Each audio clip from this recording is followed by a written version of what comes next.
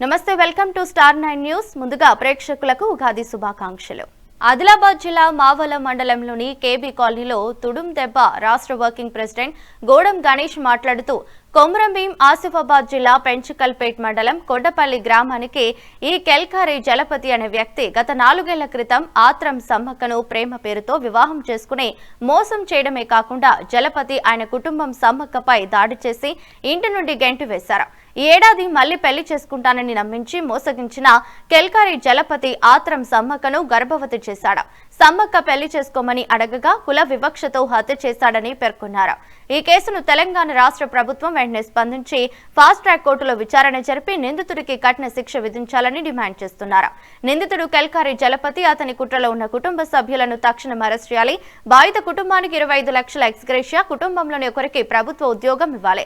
5 ఎకరాల వ్యవసాయ భూమి ఇవ్వాలని, ఆదివాసీ మహిళల భద్రత, రక్షణ కోసం ప్రత్యేక చట్టాలు అమలు చేయాలని తెలంగాణ రాష్ట్ర ప్రభుత్వానికి విజ్ఞప్తి చేస్తున్నామన్నారు. కార్యక్రమంలో గోడం రేణుక, ఆదివాసీ మహిళా సంఘం జిల్లా అధ్యక్షురాలు ఉయిక ఇందిర, ఆదివాసీ మహిళా సంఘం జిల్లా ఉపాధ్యక్షురాలు ఆత్రం గణపతి, డివిజన్ అధ్యక్షులు సోయం లలిత, మహిళా సంఘం డివిజన్ అధ్యక్షురాలు వేడమ్మ ముకుందరావు, మండల అధ్యక్షులు కొమర గోవిందరావు, పుష్పక నాగరావు, పెట్టి బొజ్జు చక్రం, సోము తదితరులు ఉన్నారు.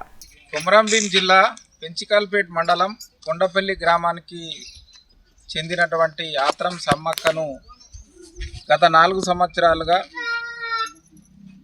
ప్రేమించి మోసం చేసి గర్భిణిని చేసి చంపేసినటువంటి నిందితుని పైన, ఆయనకు సహకరించినటువంటి కుటుంబ సభ్యులపైన, ఇతర వ్యక్తులపైన తెలంగాణ రాష్ట్ర ప్రభుత్వం వెంటనే ఫాస్ట్ ట్రాక్ కోర్టును ఏర్పాటు చేసి పూర్తి స్థాయి విచారణ చేపట్టి నిందితులను కఠినంగా శిక్షించాలని ఆదివాసీ హక్కుల పోరాట సమితి తుడుం దెబ్బ రాష్ట్ర కమిటీ తరఫున మేము డిమాండ్ చేస్తున్నాం. ఎందుకంటే ఆదివాసీ మహిళలపైన ఇంత దాడులు జరుగుతున్నప్పటికీ కూడా పోలీస్ అధికారులు కానీ ప్రభుత్వాలు కానీ పూర్తిగా నిమ్మకు నీరెత్తినట్లుగా వ్యవహరించి వస్తున్నాయి.